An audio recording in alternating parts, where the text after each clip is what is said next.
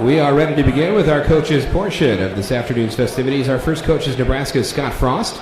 Frost enters his first season at the helm of the Cornhuskers. Frost returns to his alma mater after spending 2 seasons as the head coach at UCF, where he guided the Knights to a perfect 13-0 season in 2017 and an 18-7 record in 2 seasons in Orlando.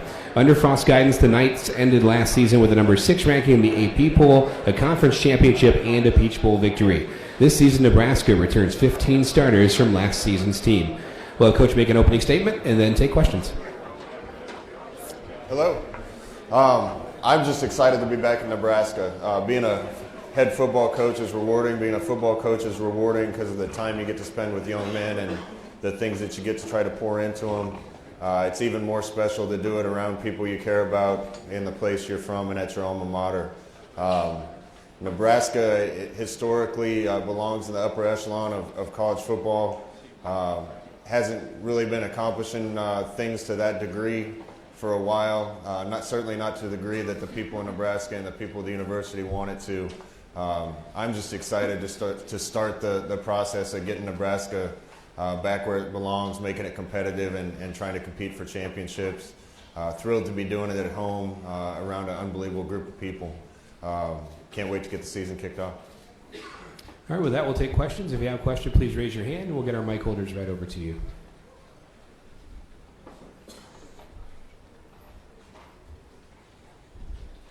We'll start right over here, Coach, on our far right.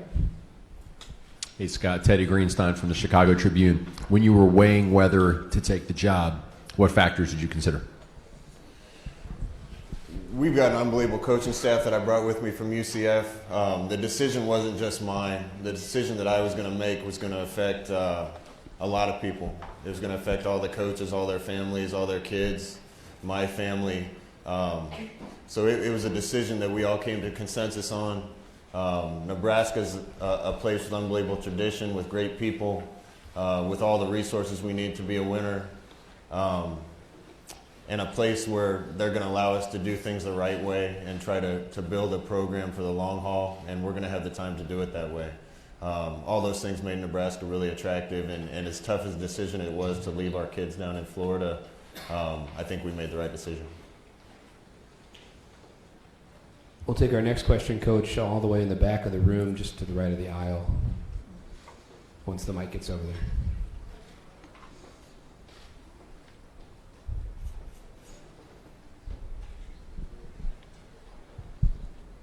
Coach, Charlie Bevins from SRN Broadcasting. When it comes to recruiting, particularly at the quarterback position, do you look at a guy like Marcus Mariota or Mackenzie Milton as a touchstone for the kind of quarterbacks you want to recruit, or is it just something that varies based on the guys you talk to?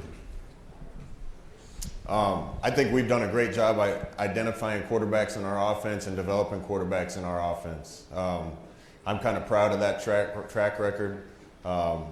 Had Marcus Mariota at Oregon, and he led the country in pass efficiency.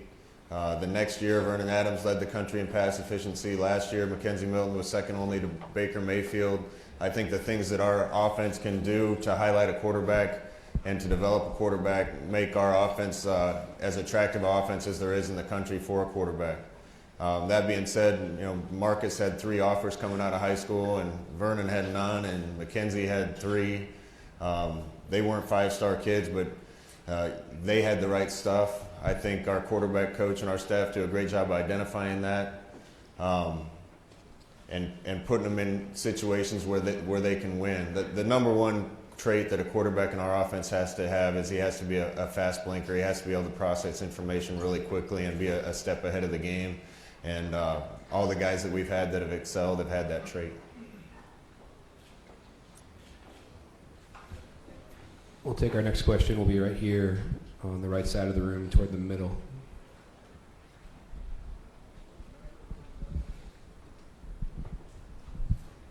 Coach Bill Bentner, Sporting News. How are you recruiting Nebraska nationally to a generation that doesn't necessarily remember some of those, glory days from the 90s?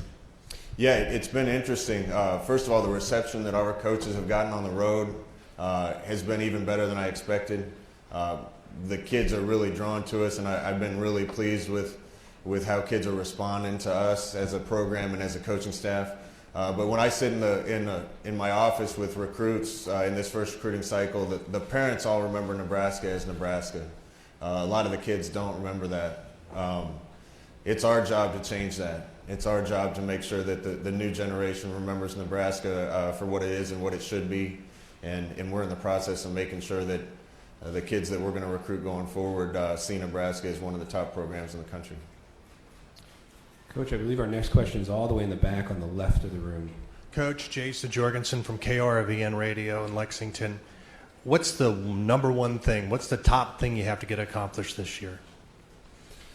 I wish I could identify one thing. There's just a lot of things we had to change to make sure things are done the way that we want them done. Every coach has a different way, a different MO, a different process for getting things done. I believe in ours. Our formula has worked. It certainly helped us turn a program around the last couple of years. It's not one thing. We got to get X's and O's installed. We got to change the way guys think. We got to make sure they care about each other, that they're making decisions based on what's best for the team first, that we're getting to work in the weight room and changing that we're in better shape, that we get faster kids, that we recruit better. All those things have to go together. You can't change any one of those things overnight. All of them are a process. Sometimes it's challenging as a head coach to understand that it can't happen overnight, and you have to have a little bit of patience to see it through because it's constant gardening. But we've taken some good first steps, and all those things have gotten better, and we'll keep making them better. Coach, our next question will be right down here in front of us. Scott Ryan Schuling, Great Lakes Divide. You go back to a time connected to Tom Osborne, your strong relationship with him. You sent him out a national champion on your watch as a player. What do you draw from him as a coach, both on and off the field? And how much communication do you still have with him and how you're going to approach this job? Yeah, Coach Osborne is my hero in this sport, in this business. When people ask me about him, I always tell people that he was a Hall of Fame coach, but aside from that, he's probably the best man that I know. Because of who he was and how he ran our program, every single one of us would have run through a wall for him. And we keep in touch with him to this day. Coach is in the office probably about once a week, or else I'm out turkey hunting or fishing with him. Having that resource to be able to draw wisdom from is really invaluable to me. And I look forward to bouncing ideas off him and getting advice from him wherever I can. But listen, Coach Osborne had the formula at Nebraska figured out. Some of the things that he did to make the program arguably the best in the country can still work today. Nebraska's just gone away from him. And we're going to adopt a lot of those things again and do it in a modern way, in a way that recruits and kids are going to want to be a part of. Coach, all the way on our left in the very back. Connor O'Gara, Saturday Tradition. Coach, you've had a chance to see the playoff from a few different perspectives at Oregon, at UCF. What's your overall impressions of it now that we're 4 years in? I've been pretty outspoken about the playoff. I've been on all sorts of sides of it. I think it's evolved and the evolution has been great.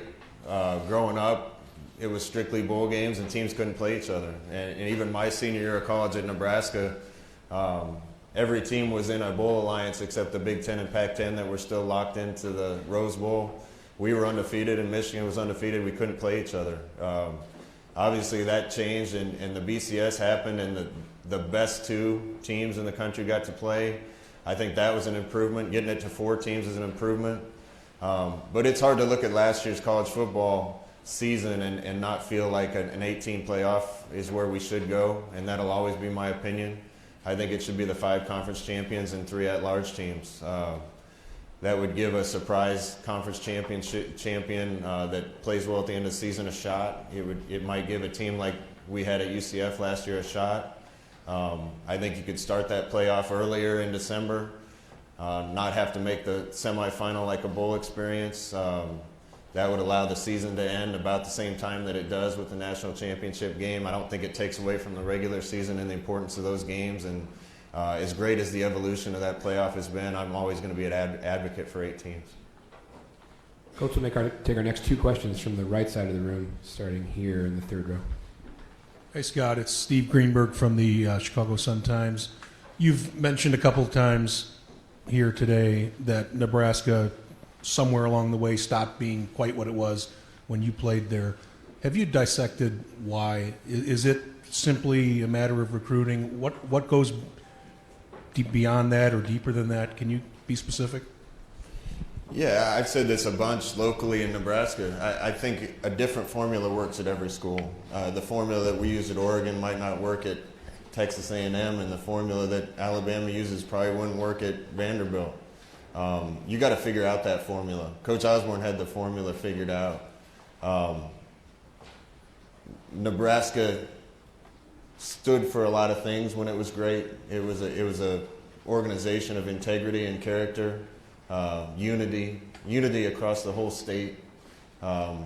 We used to build it from within by developing players better than anybody else. We went out and recruited good players that were hungry and had upside and got to work in the best strength and conditioning program in the country with the best nutrition program in the country, best academic support in the country, best life skills development in the country.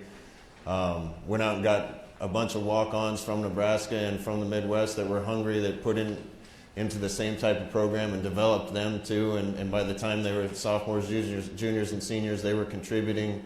The program used to reflect the people of the state. Nebraska's best asset is its people. It has unbelievable people that are hard-working, blue-collar people that are going to care about each other. That's what we're trying to get back to in our program, and that's the way that we're going to build it to try to make it have sustained success. Come right down here in front for our next question. Hey, Coach Ryan McNeil, Athletes Unfiltered. You mentioned that gardening and just that changing that culture. For you in this first season, what would you view as a success on the football field? Success is getting better. Success is being better than we were yesterday. If you measure success just on wins and losses, you're going to have some great moments in your life, and you're going to have some epic pitfalls.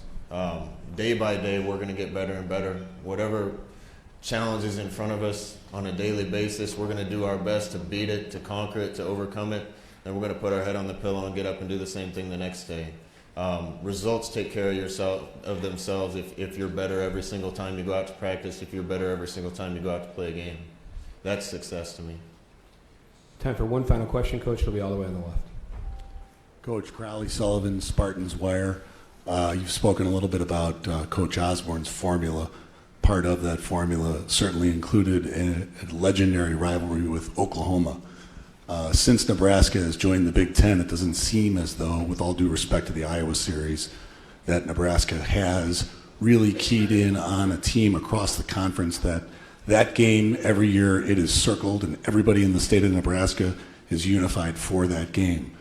Do you see a rivalry that could form, that could create and help you build that unity? We're in a great league. This is arguably the best conference in the country. I think that proved out last season with the way the Big Ten competed against other people, competed in bowl games.